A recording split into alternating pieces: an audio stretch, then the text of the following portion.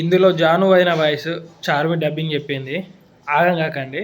ఎందుకంటే జాను అయినకు హెల్త్ బాగలేదు, అందుకే నోరు అనేది అస్సలేదు, నోరు బొంగువేదన్నమాట.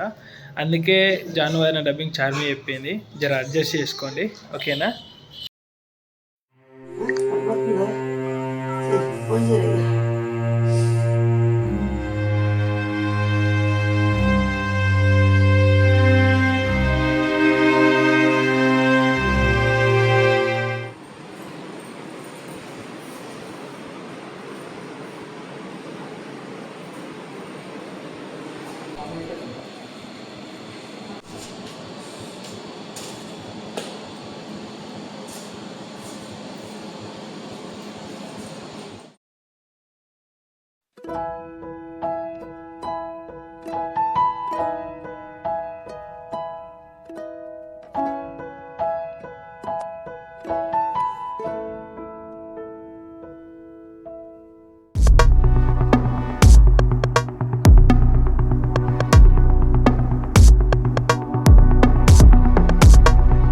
ఏమేం జాను, ఏం ఆలోచిస్తున్నావు?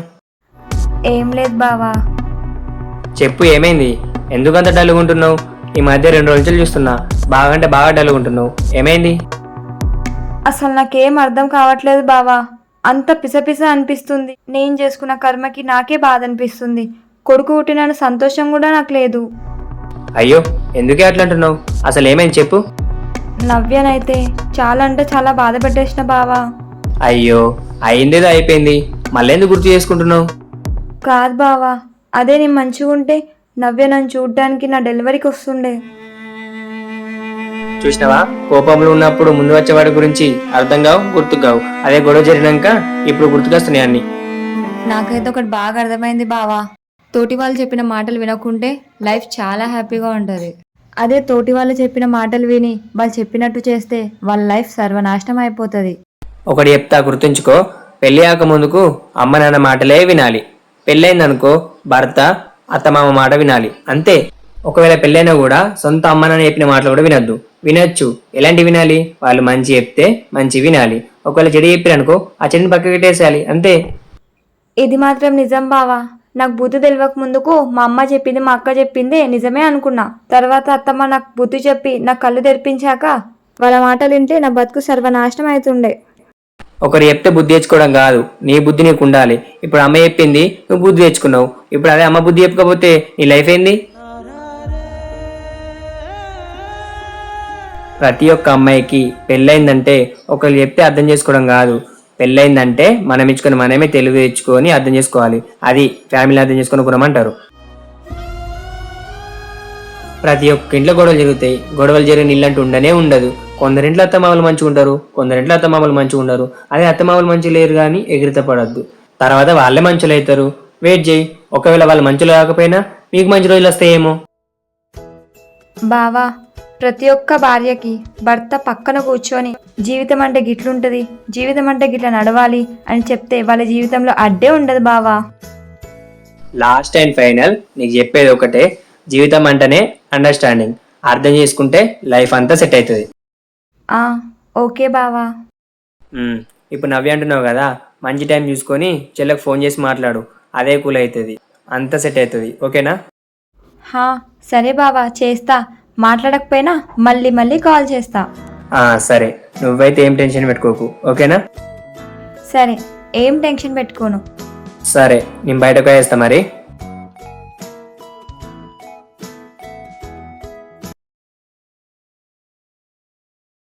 అబ్బా, నవ్యకు కాల్ చేస్తా. అబ్బో, నా ఫోన్ నుంచి చెయ్యా. నా ఫోన్ నుంచి చేస్తే కాల్ లిఫ్ట్ చేయదు. అమ్మ ఫోన్ నుంచి చేస్తా.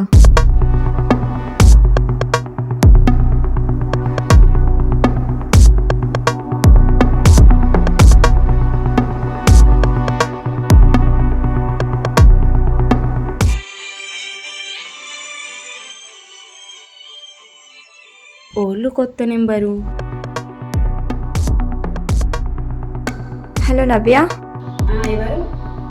నేను మీ జాను వదినేను. అగ్గో, కట్ చేసిందేంటి? మళ్ళా చేస్తా.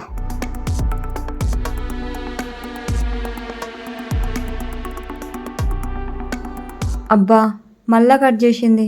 ఛీ, నేను అన్న మాటలకి ఎంత ఫీల్ అయిందో. మళ్ళా చేస్తా. అబ్బా, ఎవరు మీరు? ఊకెందుకు ఫోన్ చేస్తున్నావు? నేనా? మీ వదినని. వదినా? ఏ వదినా? ఎక్కడి వదినా? నాకు వదిన కింద లేరు. ఫోన్ పెట్టే. నవ్య, సారీ నవ్య, నేను అట్లా చేసినందుకు క్షమించు. నేను ఎవరిని క్షమించాను, నన్ను కూడా ఎవరు క్షమించకండి. మళ్ళీ ఫోన్ చేయకు ప్లీజ్. నీకు దండం పెడతా నవ్య, నన్ను క్షమించు. ఇంకోసారి అట్లా చెయ్యా. నాతో మాట్లాడు ప్లీజ్. మళ్ళీ ఏం కావాలా నీకు? నా ఫ్యామిలీ నుండి దూరం చేయాలనుకున్నావు, దూరం చేసినావు. మళ్ళీ ఏం చేయాలని చెప్తున్నావు? లేదు లేదు నవ్య, జరిగిందంతా మీ అన్నకి చెప్పేసిన. ఇంత తప్పంతా నాదే, మీ చెల్ల తప్పు లేదని చెప్పేసిన. ఇంకోసారి అట్లా చెయ్యను. నాతో మాట్లాడు ప్లీజ్. ఈ వదినని క్షమించు. ఇగో వదిన వదిన అనకు, నాకు వదిన లేదు, చచ్చిపోయింది.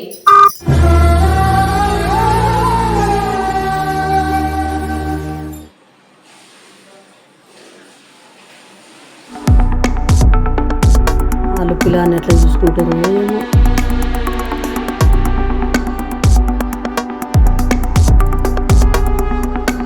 సాగర్ ఫోన్ చెప్తుండు కదా. నాని తిన్నావారా? అమ్మ తిన్నా, నువ్వు తిన్నావా? తిన్నా. చిన్నోడు ఎట్టున్నారా నాని? జాన మంచిగా ఉందా? చిన్నోడు బాగానే ఉన్నాడు కానీ జానే బాధపడుతుంది.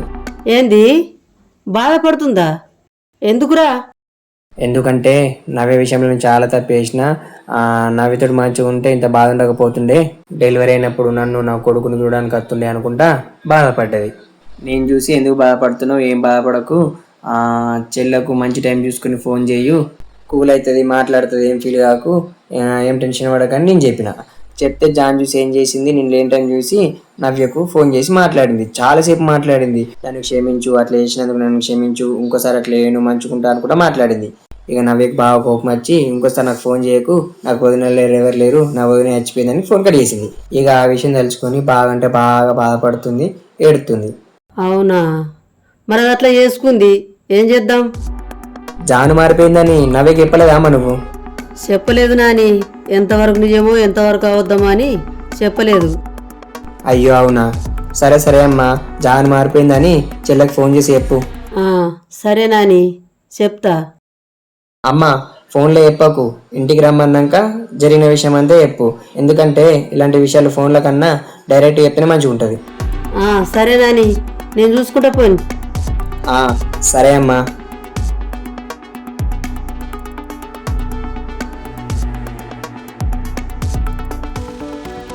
పాపం వీళ్ళ నవ్యేదేం తప్పు లేదు, అంత జాందే. అది చేసుకున్న కర్మ దానికి వచ్చింది.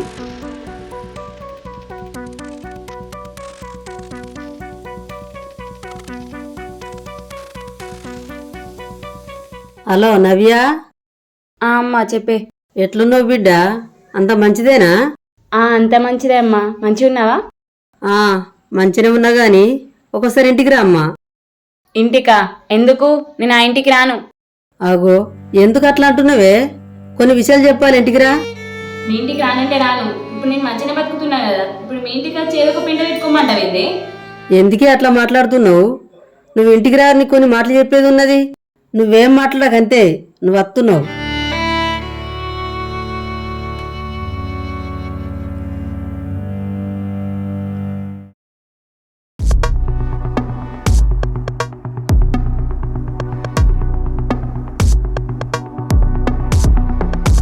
ఏమైంది? బావా, అమ్మ ఫోన్ చేసింది. ఎందుకంట? ఏమో చెప్పాలట, ఇంటికి రమ్మంటుంది. ఫోన్లోనే చెప్పమంటే అయిపోవు కదా, మళ్ళీ ఇంటికి ఎందుకు? చెప్పమన్నా బావా, కానీ ఇంటికి రమ్మంటుంది. ఏం మాటనో ఏమో. సాగర్ గారు జాన్ వాళ్ళు ఉన్నారా? లేనట్టున్నారు బావా. సరే, ఏం మాటనో, పోయేద్దాం పద. అద్దు బావా, ఆడెన్ని మాటలు అన్నాడు? ఏ ముఖం పెట్టుకున్నాను ఇంటికి పోతావు? ఇంట్లో కూడా అవసరం లేదే, అదేం ముచ్చటనో బయటకెళ్ళి తెలుసుకుని వద్దాం. సరే బావా. ఇగో ఈ సామాన్ ఇంట్లో పెట్టరాపో.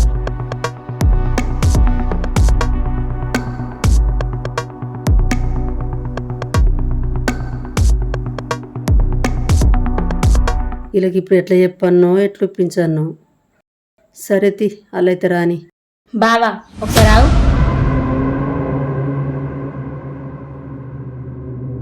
పదా బావా.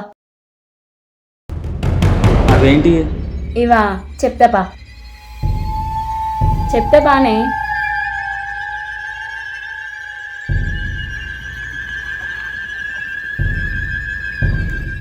అమ్మా అమ్మా ఆ, వచ్చిండ్రా? రాన్రి, ఇంట్లోకి రాన్రి. మేము ఇంట్లోకి రాము, నువ్వే ఇక్కడికి రా.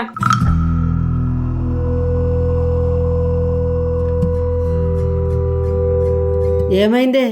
ఇంట్లోకి రమ్మంటే బయట నిలబడి బయటకు రమ్మంటున్నావు. అత్త ఏమైంది? నేను రానమ్మా. నీ ముందటిన అన్న గన్ని మాటలన్నా నువ్వేమనలేవు చూడు. నాకు ఈ ఇంటితో అప్పుడే రుణం తీరిపోయింది. అప్పుడు అట్లుంది మరి. నిన్ను కాదు నన్ను కూడా బయటకు పొమ్మన్నాడు. నేనేమన్నా అన్ననా? అయినా నేను రానమ్మా. అప్పుడే గన్ని మాటలు అన్నాడు, ఇప్పుడు ఇంట్లోకత్తే కొట్టినా కొడతాడు. ఏ ముచ్చట్ను ఇక్కడనే చెప్పమ్మా. ఏంటిదే ఇక్కడ మాట్లాడేది? ఇంటికి వచ్చిన అల్లుని బిడ్డని బయట నిలబెట్టి మాట్లాడన్నా? నాడు ఎట్లా నాడు? అబ్బో, అప్పుడు ఇలా కొట్టినప్పుడు ఏమైందో మరి. ఏంటిదే ఎలగొట్టినావు అంటున్నావు? నేను ఎలగొట్టినా ఏమన్నా? అన్న దాని రోకులో వాడి ఇలా కొట్టిండు. నిన్ను కాదు నన్ను కూడా అన్నాడు. ఆ మాట పట్టుకుని అట్నే తల్లాడతావా ఇక? మాట పట్టుకొని దల్లాడతలేను. ఆడే అన్నాడు నువ్వు నా సెల్ల కాదు ఇంటికి రాకు అని. ఆడే అని మాటలు అన్నాక మేమేందమ్మా వచ్చేది? చెప్పమ్మా, తొందర పోతాం, మాకు లేట్ అవుతుంది. మనుషులు ఎప్పుడో రకంగా ఉండరే, మారుతారు. ఆడు మారిండు కాబట్టి నిన్ను పిలిచింది కూడా నిన్ను కాదు, అన్న విలవంటనే నిన్ను పిలిచిన. అద్దమ్మా, వాళ్ళు ఏం టైంలో చూసి వాడిని నన్ను కలపాలని చూస్తున్నావు గాని అది కలని ముచ్చట.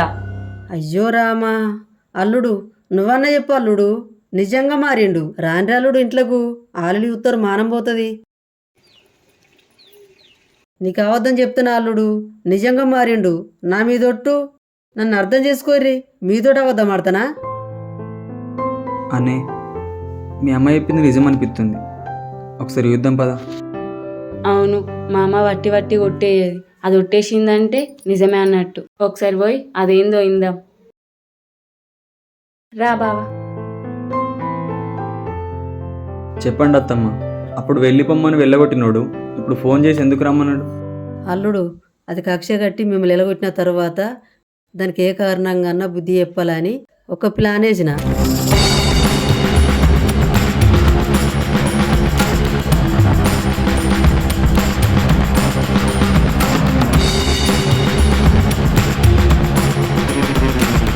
ఆ తర్వాత నేనంటే గజ్జ జనికిపోయిర్రు. సాగర్కి ఎడ చెప్తుందో అని, ఈడి ఎక్కడ చూపిస్తుందో అని. అమ్మా నిన్న అమ్మమ్మ అలా ఏదైనా గాని భయపట్టించే రకమే గాని భయపడే రకం కాదమ్మా. వాళ్ళు నన్ను చంపవేన వీడియా అంత క్లియర్గా తీసినాక వాళ్ళు ఎందుకు భయపడకుంటుంటారే? మరి ముచ్చట సాగరానికి ఎట్లా తెలిసింది అత్తమ్మ? సాగర్ ఎట్లా మారిపోయిండు?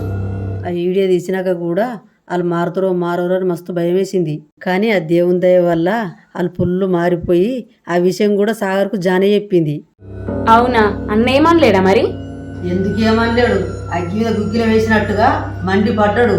తుక్కు కొడతాడు మీదికి పోతే నేనే ఆపిన అడ్డు తీరాని. ఆఖరిగా తీడప్పుడు ఉడిస్తానన్నాడు. విడాకులు ఇత్త అయిపోతుండే, దరిద్రం పోతుండే. ఎందుకే అట్లా అంటున్నావు? అది ఫుల్ మారింది, నిన్ను కూడా అర్థం చేసుకుంది. అట్లా అర్థం చేసుకోగా విడిచిపెట్టుడు అన్నది కరెక్ట్ కాదు. అట్లా అనద్దు బిడ్డ. అవును కానీ అత్తమ్మ, వాళ్ళమ్మ అంత చెడ్డది కదా, వాళ్ళ అమ్మ ఎట్లా మారిపోయింది మరి? వాళ్ళ అమ్మ చెంప గుయ్యి అనిపిస్తే అప్పుడు మారింది. ఏంది, నువ్వు కొట్టినవా? నేను కొట్టుడు కాదు, జానే కొట్టింది. వాళ్ళ అమ్మ ఇంటికి వచ్చిన తర్వాత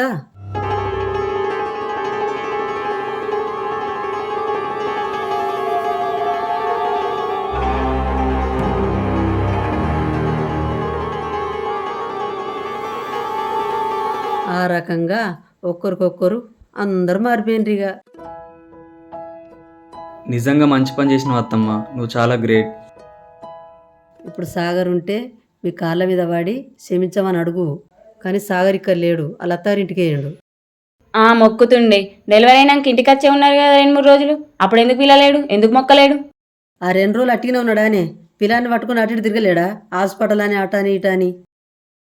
అయినా నవ్య, చిన్నదాన్ని పెద్ద చేసుకోవద్దు. అత్తమ్మ ఒట్టేసి మరి అన్నీ చెప్పింది కదా. అత్తమ్మ అన్నీ చెప్పినాక కూడా ఇంకొవరు చెప్తే మన తప్పు. సరే అమ్మా, ఇగో ఆస్తి పేపర్లు తీసుకో. ఇవ్వెందుకే? అద్దమ్మా, ఇవాళదాకా పడ్డ నిందలు అబద్ధాలు చాలు. మీ ఆస్తి పేపర్లు మీరు తీసుకోరు. ఇప్పుడు ఈ ఆస్తి గురించి ఎవరు అడిగినరాని ఈ పేపర్లు ఎందుకు ఇస్తున్నావే? అడగకున్నా కానీ ఎంతైనా మనసులు ఉంటుంది. అద్దమ్మా, మీ ఆస్తి పేపర్లు మీరు తీసుకోరు. మళ్ళా దీనికాడ లేనిపోని వెట్టకు బిడ్డ. నీకు ఇయ్యాలనుకుంటే అన్న వచ్చినాక అన్నకిచ్చుకో. కానీ ఒక్కడు గుర్తుంచుకో బిడ్డ, జాన్ వచ్చినాక నువ్వు చేయాల్సిన పని ఒకటి ఉన్నది. అదేంటిదంటే